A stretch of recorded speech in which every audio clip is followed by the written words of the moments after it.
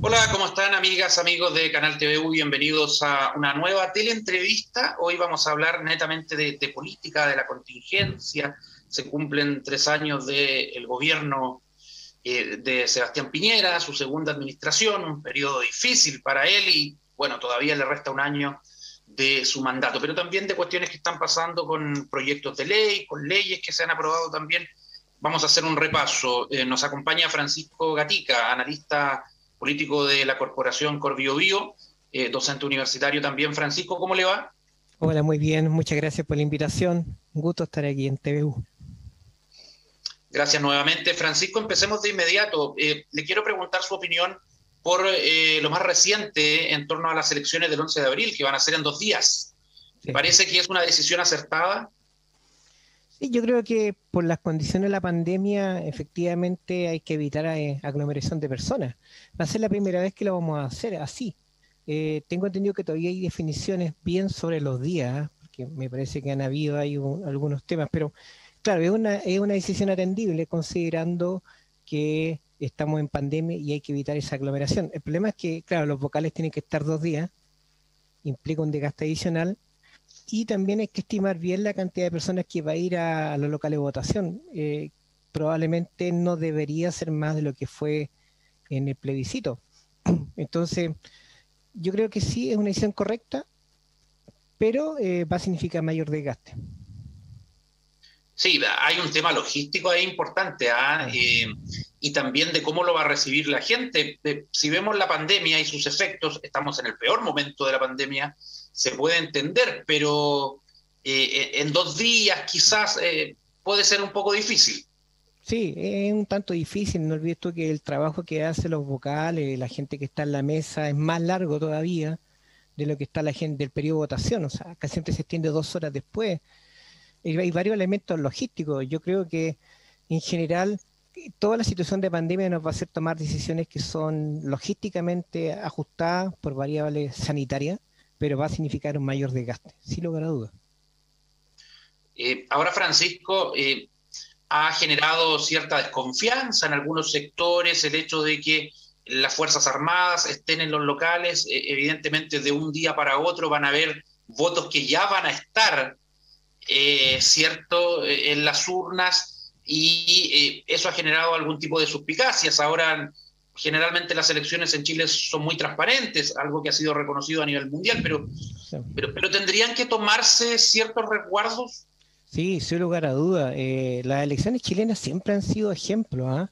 Incluso ejemplo para el conteo de votos. Nosotros, si uno mira las otras elecciones, nuestro conteo de votos son 2 horas cerradas la mesa, es una cuestión bastante notable. Y Claro, a tú mano, llamás, ¿no? nada de Entonces, público, claro.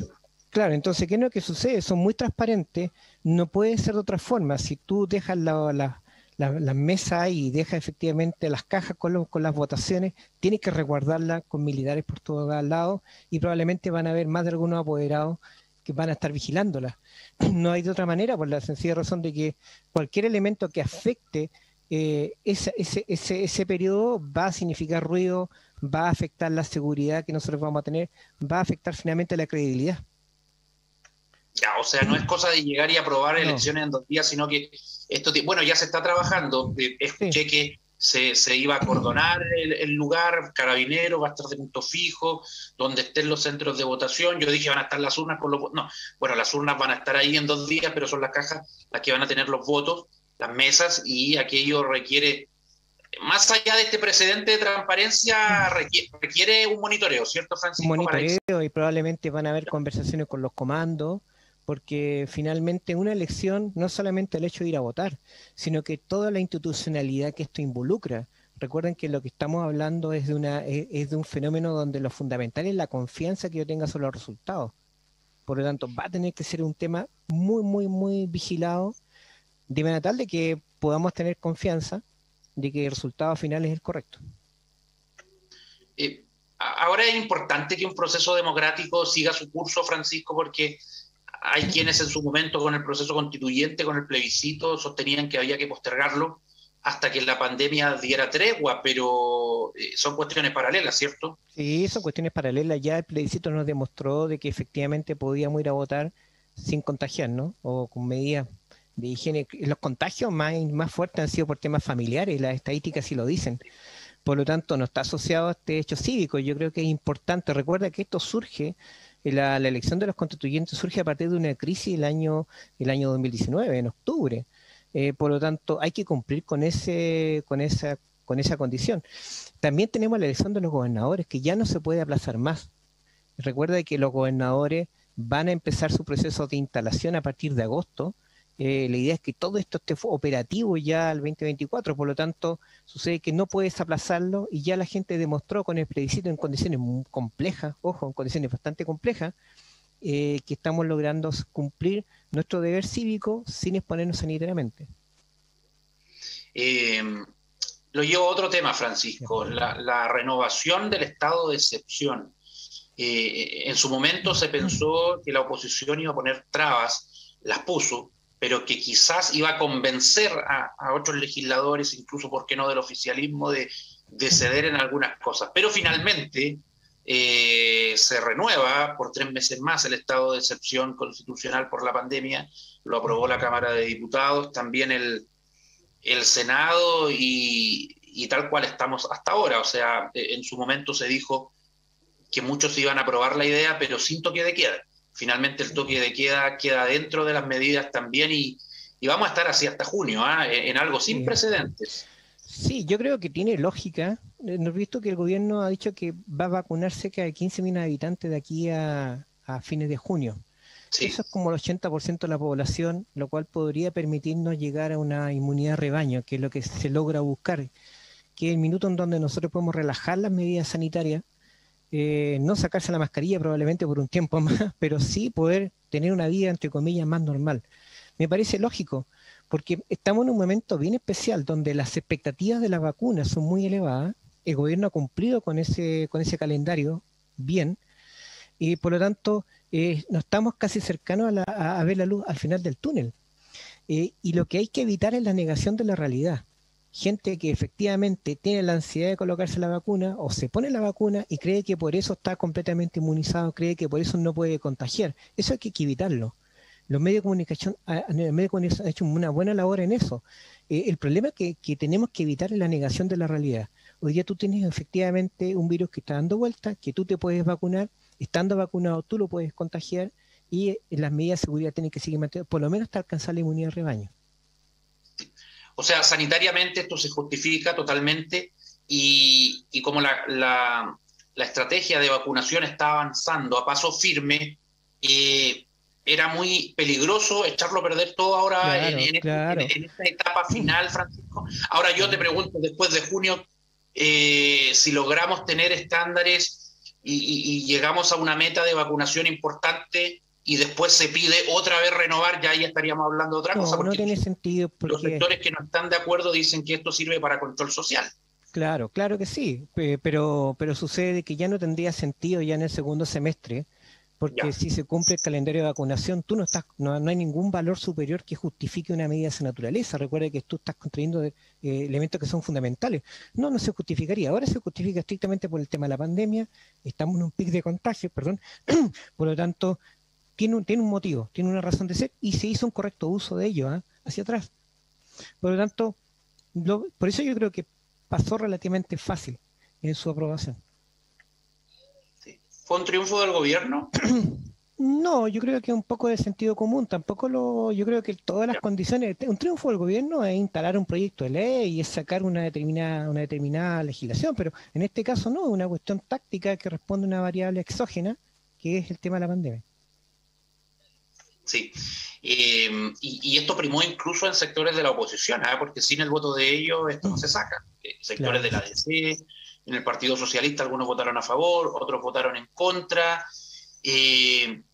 pero ¿te hace sentido la crítica de que esto pueda darse como para controlar las manifestaciones, evitar que el pueblo vuelva a las calles? ¿O tú crees que esa crítica no tiene mucho sentido viendo el momento complejo sanitario que estamos viviendo? Pasado el mes de junio tendría sentido. Tendría sentido porque no habría un motivo fundamental para implementarlo. Pasado el mes de junio. Ahora no, creo que en este instante no se va a dar. No obstante, igual hay gente que sale a las calles, Sí, están igual.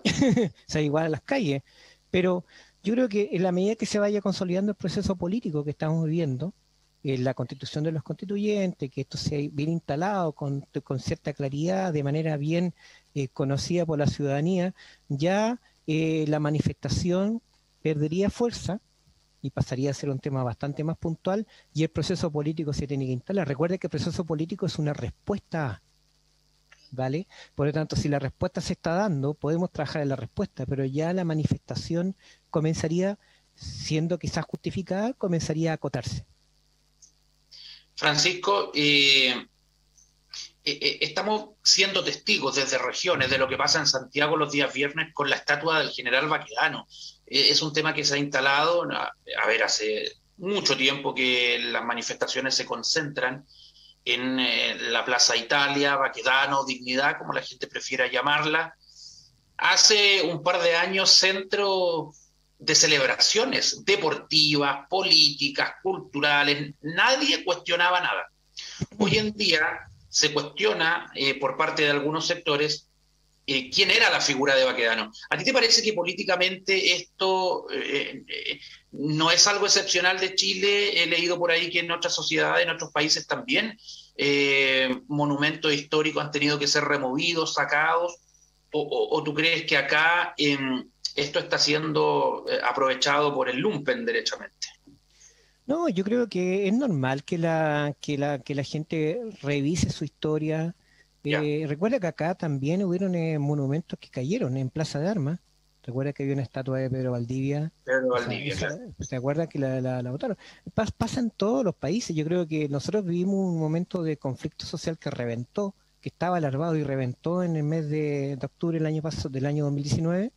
Y en el fondo la gente cuestiona las figuras históricas. Es por eso que es muy complicado el generar estas figuras históricas que son incuestionables, porque la historia va también reviviéndose hacia atrás y la gente lo que consideraba normal no lo considera bien y así comienza a cambiar. Entonces cae Pedro Valdivia.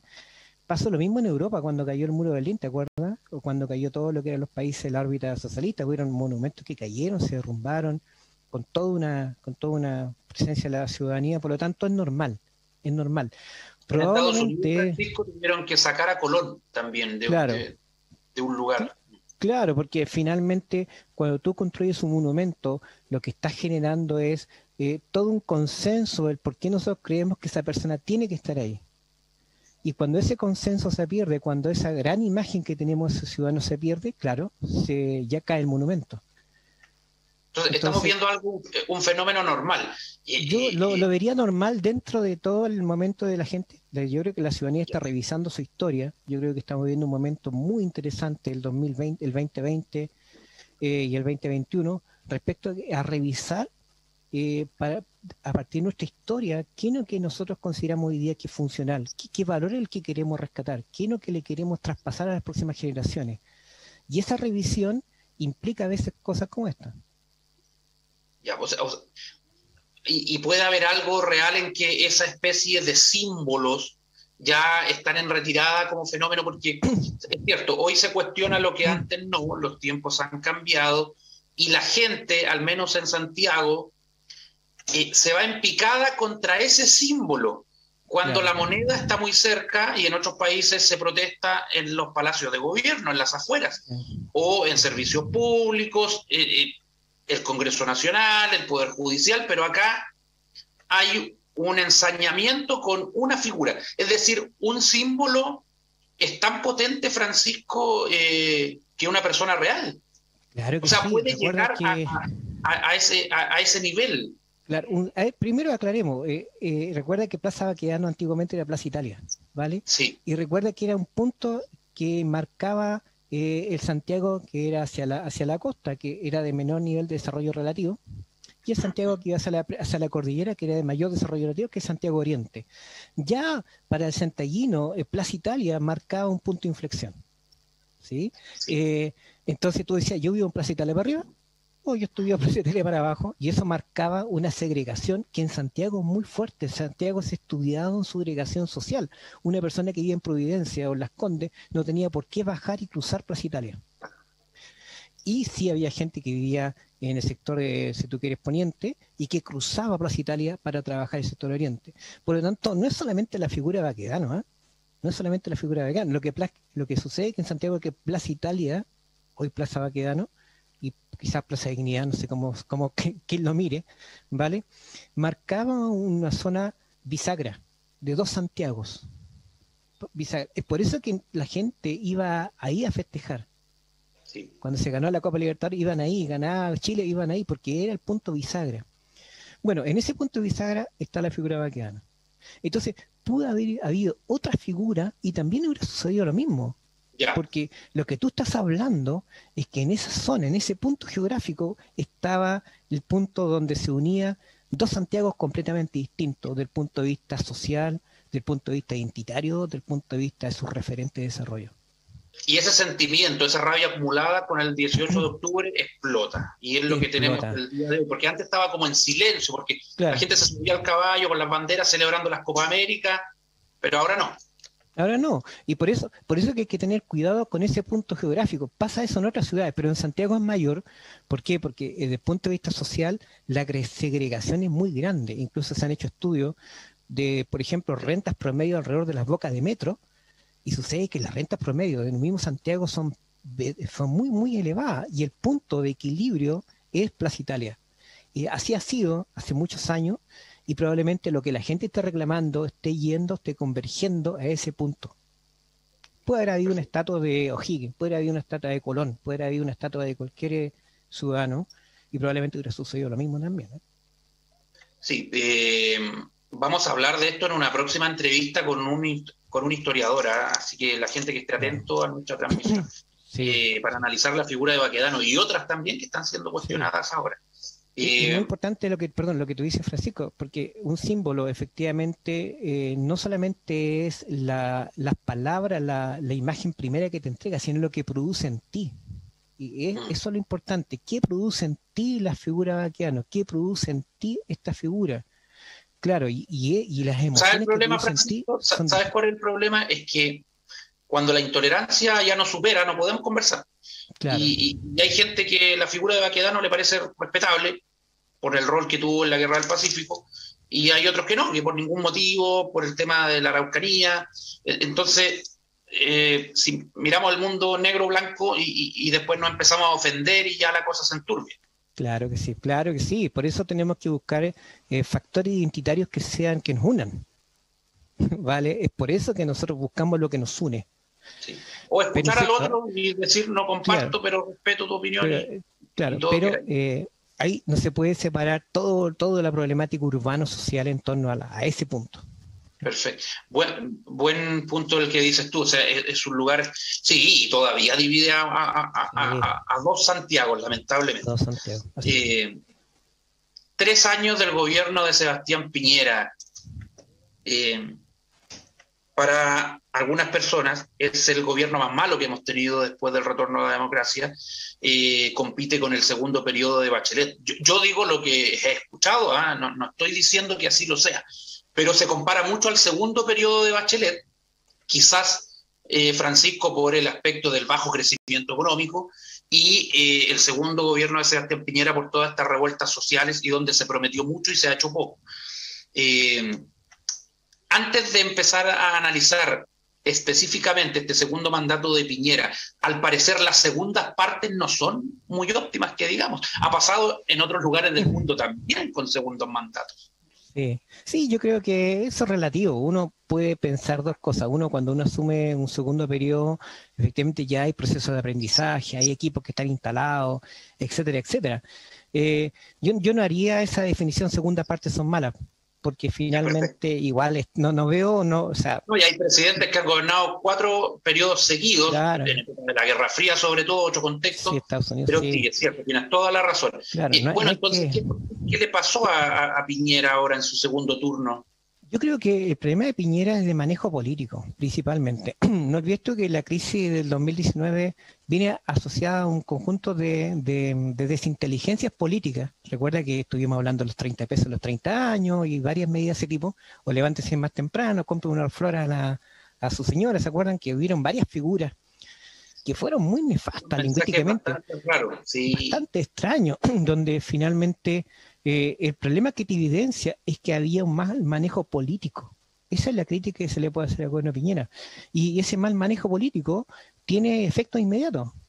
¿Vale? Pero Por lo ¿cuánto tanto, es la gente con la cual se rodeó en este segundo mandato? Porque en el primero no habían esta serie de frases desafortunadas de ministros que recorrían el país, hablando mal de las leyes que había aprobado, por ejemplo, en educación el gobierno anterior. Entonces, lo que dijo el ministro de Educación en su momento, que su hijo era campeón, ¿te acuerdas por qué? Sí, el campeón. En la farmacia. Sí. La revisión del aborto y otro tipo de cuestiones que es cierto, manejo político, pero que no se daba en su primer mandato. ¿Tiene que ver con el equipo que se rodeó también? Yo creo que hay 50 y 50. El estilo de Piñera es un estilo gerencial. Es un estilo gerencial. Él viene del mundo privado. Él viene del mundo privado, ha sido exitoso en eso. Y él viene del mundo de la gerencia. Y está bien en eso. Ahora, ¿qué es lo que sucede? Sucede que es distinto cuando tú lo llevas a temas de política. Porque en política, el respetar al otro, en la empatía política, en manejar, incluso, mira, imagínate, hace 2 semanas tuvimos este tema de la presidenta del Senado, que fue en reunión y después ellos se dan media vuelta, se van y dejan a la presidenta sola. Después se supo que había todo una desespero. Ese tipo de gestos evidencian de que el mundo de la política es más complejo que el mundo de la gestión. Él es un muy buen gestor. Por lo tanto, pero ¿qué pasa? Que es un muy mal político. Yo creo que es 50-50. Es 50-50 en términos que además se rodeó de personas que de cierta manera favorecían, miraban muy bien el tema de la tecnocracia. Tenían este discurso, hay toda una discusión hoy día sobre la meritocracia, la tecnocracia. Él tiene pero no un abordaje de construcción política donde los tiempos, donde el respeto al otro, donde a veces guardar silencio, donde saber cuándo hablar, cuándo no hablar, no era un tema que él manejara. Entonces, y es increíble cómo cierto mal manejo comunicacional influye también, o mal manejo político. Estábamos hablando del ministro Varela de Educación en su momento, lo de la ministra Cubillos también, el ministro Palacio últimamente contra los profesores, esto de que los consultorios eran lugares de reunión social donde la gente iba feliz a las 6 de la mañana a buscar un número y aprovechaba de conversar con quien estaba al lado. Lo de levantarse más temprano justamente. ¿Eso es mal manejo político?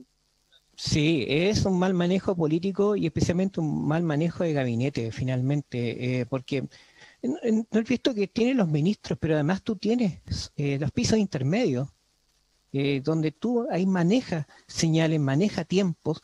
Yo creo que si hay una debilidad justamente está en ese manejo intermedio entre presidente y ministro para tratar de no solamente alinear, sino también para tratar de enseñar de que en política no solamente te sirve tener un buen gestor, te sirve tener a alguien que maneje los espacios de confianza, que construya políticamente.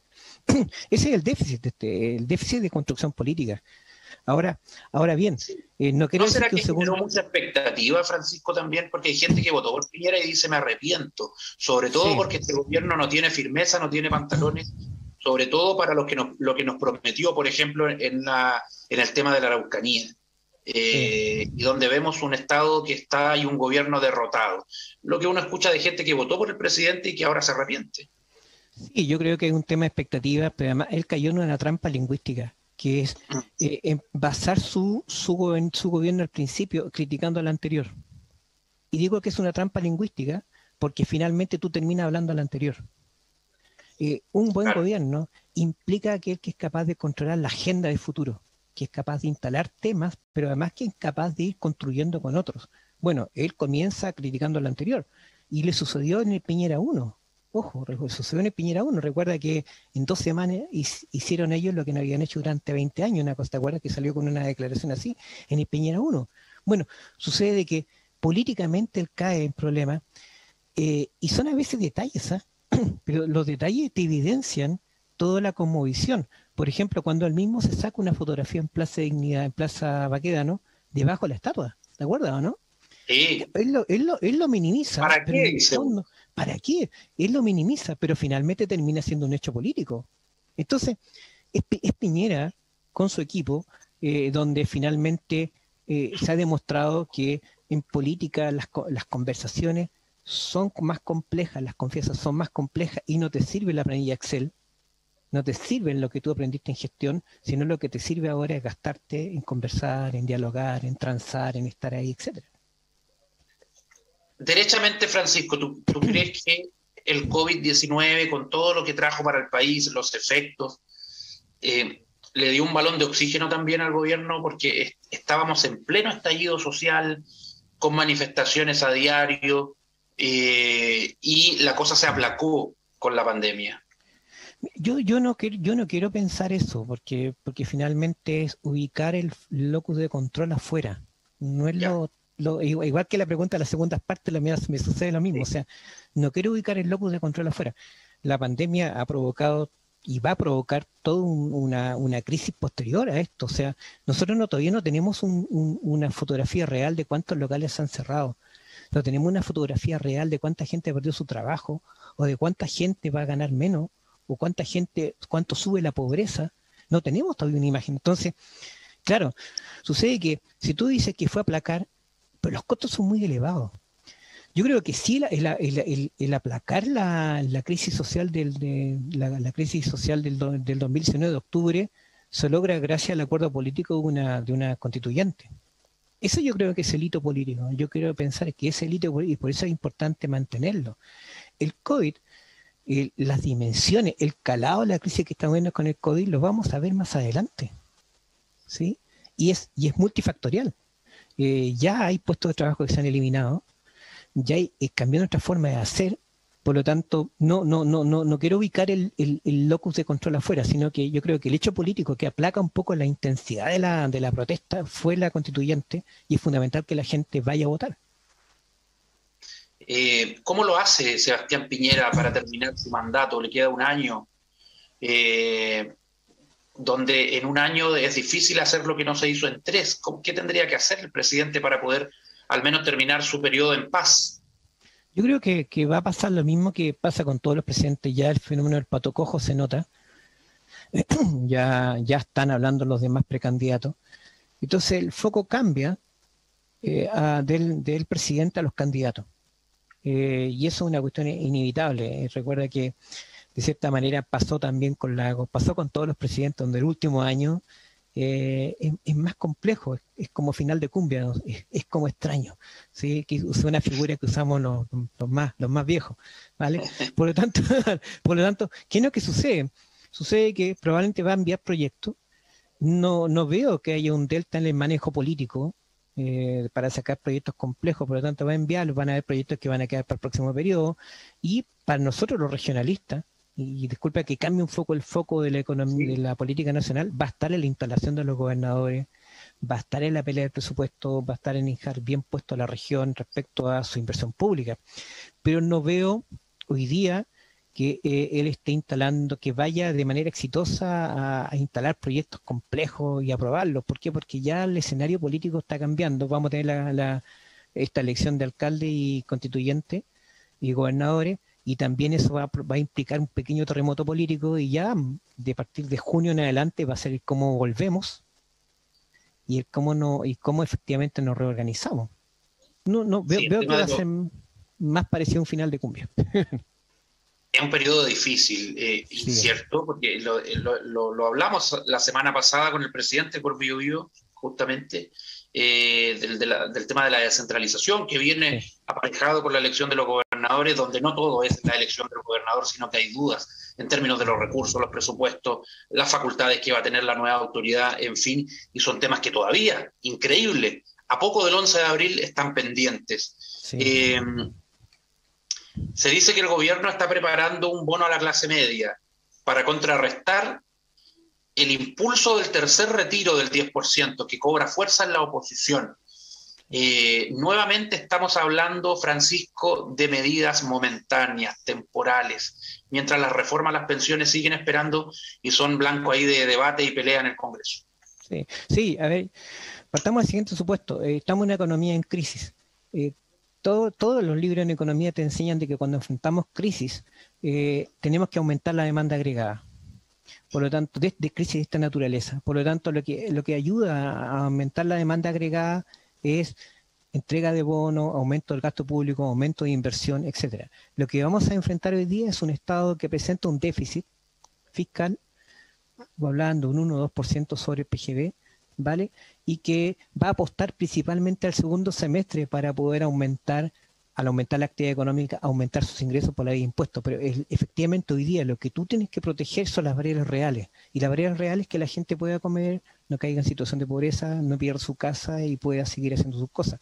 Por lo tanto, es correcto y probablemente una de las cosas que sí Chile ha reconocido a nivel mundial, es que la pobreza probablemente, según las primeras estimaciones, no cae tan fuerte como en otros países. ¿Por qué? Porque el Estado sí logró implementar políticas de gasto fiscal, políticas de subsidio. Por lo tanto, yo veo que responde también a la contingencia y sí nos va a poner a nosotros una mayor exigencia de crecimiento para el 2022 y para el segundo semestre de este año.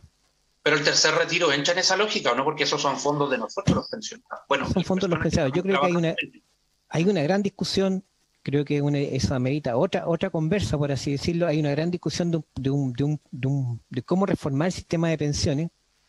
Vamos a tener probablemente un sistema híbrido en el mediano plazo, pero hoy día yo creo que el foco es que la pobreza baje lo menos posible, que evitemos la caída de la variable real, ¿sí? Lamentablemente tú sabes que los políticos no siempre escuchan los argumentos que tú estás dando y entran en las pasiones, la ideología, el que yo soy oposición y tu gobierno. Mira, entonces, no porque el gobierno ofrece bonos y que a lo mejor son muy buenos los bonos, no se va a exigir un 10% más.